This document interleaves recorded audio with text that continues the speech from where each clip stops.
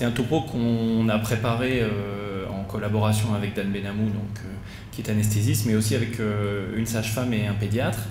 La particularité de la RAC en césarienne, elle est importante et multiple. La première particularité, c'est qu'on a face à deux personnes qui sont et la mère et l'enfant, et que tout faire pour faire sortir la mère très tôt si l'enfant, lui, ne peut pas sortir plus tôt, est finalement voué à un certain échec. Donc il va falloir s'adapter dans cette situation particulière où certes on s'intéressera à la mère et comment améliorer les éléments chirurgicaux pour faire sortir la mère et dans les meilleures conditions, mais également améliorer le lien mère-enfant. Ce sont des recos, en tout cas c'est une question qui a soulevé beaucoup de débats en raison du fait que la césarienne est l'opération la plus fréquente et que cette question mériterait un traitement qui serait extrêmement large si on reprend tous les éléments de l'obstétrique pour la césarienne, qu'on n'a pas pu faire en totalité dans cette question. Donc ce que je vais vous présenter relève plus d'éléments de pratique sur la RAC en césarienne, c'est-à-dire des éléments à mettre en place et à réfléchir à mettre en place dans vos maternités pour appliquer un programme RAC en obstétrique. Il y aura très peu, il n'y en aura même pas du tout de chiffres de niveau de preuve, donc ce n'est pas une RPC au sens strict. Et l'idée, c'était plutôt de vous dérouler un parcours de soins type pour la césarienne. Concernant spécifiquement cette question, on a justement voulu faire un travail avec la SFAR qui est en cours de collaboration pour aller plus loin encore dans cette question qui sera probablement détaillée dans les années à venir plus largement. Donc comme le disait Vincent en préambule, c'est la chirurgie la plus fréquente au monde, c'est 20% des naissances en France, et l'application de la RAC en césarienne est tout à fait adaptée puisque d'abord beaucoup de centres comme M. Jourdain font de la RAC en césarienne sans le savoir. C'est une chirurgie qui est le plus souvent faite en anesthésie loco-régionale. Il y a une technique opératoire qui est en général minimaliste avec un temps opératoire court. Et la particularité, c'est également beaucoup de particularités, mais la particularité, c'est que c'est une chirurgie qui va s'effectuer soit dans le cadre de la programmation, soit dans le cadre de l'urgence, avec donc des déclinaisons qui ne sont pas exactement superposables. Quelle que soit la manière dont on l'appelle, le parcours de soins en RAC césarienne va avoir pour objectif de réduire le délai de la reprise d'autonomie, d'accélérer la récupération physiologique, donc tout ça, ça concerne la mère, mais également de ne pas rompre le lien mère-enfant et de favoriser justement de prendre en compte le nouveau-né dans cette adaptation de la RAC. Donc le parcours de soins pour la RAC césarienne, il y a 5 volets. L'anténatal, le préopératoire, l'opératoire, le post-opératoire et la partie suite de couches, lien ville-hôpital, donc le retour à domicile qui seront importants à mentionner. Et pour ce qui concerne la césarienne programmée, eh bien on aura ces 5 volets, donc de 1 à 5. En revanche, pour la césarienne en urgence, effectivement la partie anténatale va être assez peu détaillée ou assez peu mise en place de manière prévue puisque on n'aura pas effectivement aborder ce thème-là. Donc on va les dérouler un à un. En anténatal, donc, il y aura tout d'abord l'information des patientes sur la césarienne programmée. Comment peut se faire ce type d'information? C'est via des fiches d'information sur le déroulé de la césarienne. Alors il y a les fiches éditées par le collège, il y a certains sites internet dont Maternis qui fournissent des détails justement sur le déroulement d'une césarienne, le déroulement de la technique opératoire, qui vont permettre de préparer la patiente à cette intervention. Également, des fiches d'information sont disponibles via des sociétés de RAC, donc comme Grasse. En anténatal, comme on vous l'a détaillé plus tôt dans la matinée, il y aura aussi la préhabilitation d'une certaine manière à la césarienne, préhabilitation qui visera à optimiser les comorbidités, sources de complications pour la césarienne. Alors, la première source de complications, c'est l'obésité, en tout cas qu'on rencontre de plus en plus fréquemment chez nos femmes enceintes jeunes. 11%, je vous rappelle, des femmes enceintes sont obèses. Et cette obésité, elle va être source de complications à la fois pour la technique opératoire, mais aussi pour les suites opératoires, notamment pour ce qui est des ISO. Donc il faudra essayer d'optimiser au mieux pendant la grossesse la gestion du poids chez ces patientes et globalement chez toute patiente. Traiter les comorbidités qui sont associées à plus de morbidité materno-fétale ou néonatale comme l'hypertension, le diabète de type 1, le type 2 ou le diabète gestationnel, corriger l'anémie et également arrêter l'alcool, c'est souvent fait pendant la grossesse mais pas toujours, et arrêter le tabac comme on a pu voir dans la RPC tabac et grossesse. Donc ce volet concerne essentiellement de la préparation à la césarienne, donc plus pour les césariennes programmées que les césariennes en urgence. La partie préopératoire stricte relèvera donc d'une restriction alimentaire et des boissons également pour les césariennes programmées. C'est compliqué de lui dire de ne pas manger pendant 6 heures pour les césariennes en urgence. D'une douche préopératoire qui pourra être faite la veille ou le matin et d'une administration d'un antiacide par voie orale. Il n'y a pas de bénéfice démontré sur les autres éléments qui sont marqués en blanc en bas de la diapo, donc la préparation digestive, les charges en hydrate de carbone, les prémédications ou l'analgésie préopératoire. Le volet opératoire est le volet pour lequel il y a de plus en plus de nouveautés, comme le volet post-opératoire de la diapositive suivante.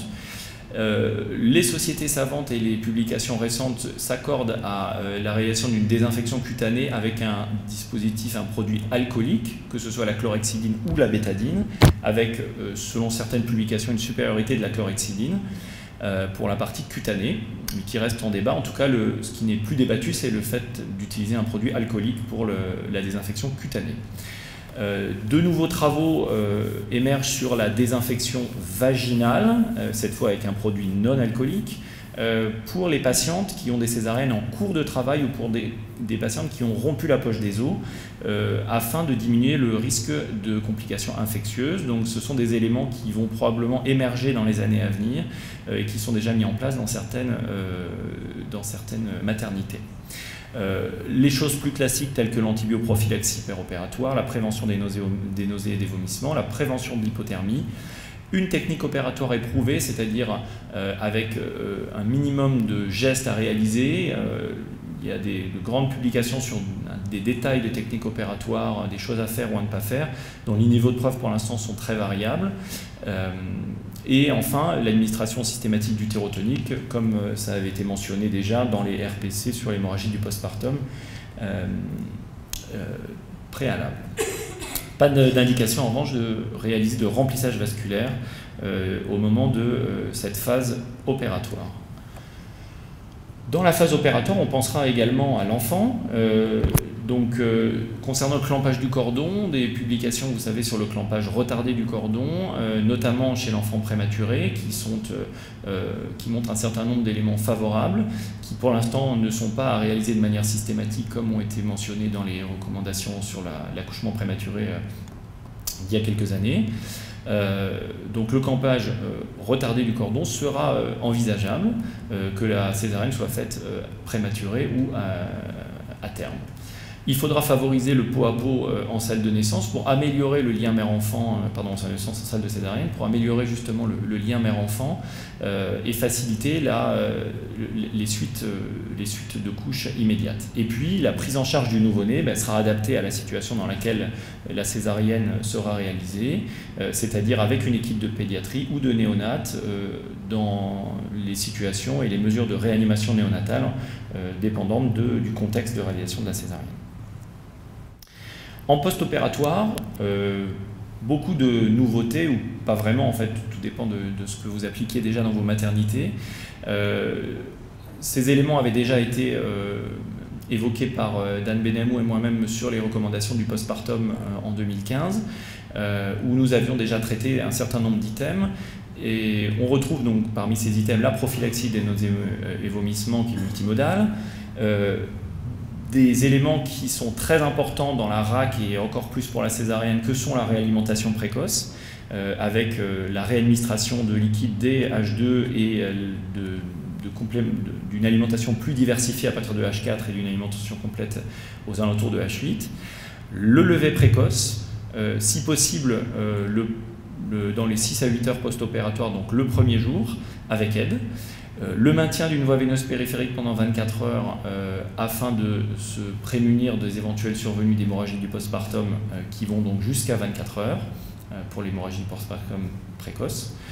Et puis, toute une thématique sur l'ablation de la sonde urinaire avec beaucoup de littérature. Faut-il mettre une sonde urinaire pour faire une césarienne ? Faut-il faire juste un sondage aller-retour avant la césarienne? Si on met une sonde urinaire, faut-il la retirer juste à la fin de la césarienne? Faut-il la retirer en salle de réveil? Faut-il la retirer à 2 heures en salle de réveil? Avec une balance permanente de bénéfices-risques entre l'infection, si vous gardez la sonde longtemps, et le risque de rétention vésicale si vous retirez la sonde trop tôt. La balance qui avait été trouvée en 2015 était aux alentours de H2 à H6 pour retirer la sonde vésicale. On est en train d'évoluer peut-être vers des pratiques encore plus minimalistes. Voilà les dernières données. On reste sur, pour l'instant, une sonde posée le moins longtemps possible et encore dans nos sociétés, une sonde vésicale posée pour la césarienne et retirée à la sortie de la salle de réveil, donc à H2. L'analgésie multimodale Péros ne fait pas de débat pour permettre à la patiente d'aider justement à sa réhabilitation quand elle sera ensuite de couche et de se lever et de se mobiliser sans douleur. L'utilisation du chewing-gum avait été mentionnée déjà en 2015 et dans d'autres contextes opératoires pour faciliter la reprise alimentaire. À partir du moment où vous réalimentez précocement vos patientes, il n'y a pas de bénéfice au chewing-gum. La réalimentation est équivalente, voire supérieure en termes de devenir. Pour la partie suite de couche et lien ville-hôpital, eh bien, il y aura, comme on l'avait mentionné dans les recommandations du postpartum en 2015, un accompagnement de l'allaitement maternel pour faciliter justement le lien mère-enfant et aider à la sortie précoce. Une identification clinique de la dépression maternelle, c'était déjà des éléments qui avaient été mentionnés en 2015, et une adaptation des conditions de sortie du nouveau-né. Actuellement, les conditions de sortie précoce du nouveau-né sont 72 heures pour une voie basse, 96 heures pour une césarienne. À partir du moment où on part sur un système RAC, on pourrait justement raccourcir ce délai à 72 heures pour également la césarienne. Donc, en conclusion de ce chapitre, la RAC césarienne, c'est une prise en charge à la fois de la mère et de l'enfant pour justement permettre une sortie qui soit commune, précoce, dans des conditions de sécurité. Ça démarre également en anténatal avec l'information sur la césarienne, si on peut faire cette information dans le cadre des césariennes programmées. Et ça se poursuit jusqu'à la transition hôpital-ville. Les particularités de la césarienne, c'est le fait que justement dans certains cas, la césarienne en urgence va bouleverser ce schéma préétabli, mais le système RAC qu'on vous a présenté peut tout à fait être proposé et appliqué pour les césariennes en urgence. Donc l'ablation de la sonde, de la réalimentation n'est pas dédiée qu'aux césariennes programmées. Néanmoins, la plupart des études qu'on a relevées dans ce chapitre ont trait à la césarienne en général et pas forcément à la césarienne dans un contexte de RAC. C'est pourquoi la validation de nombreux items reste difficile en termes de niveau de preuve. Voilà, je vous remercie.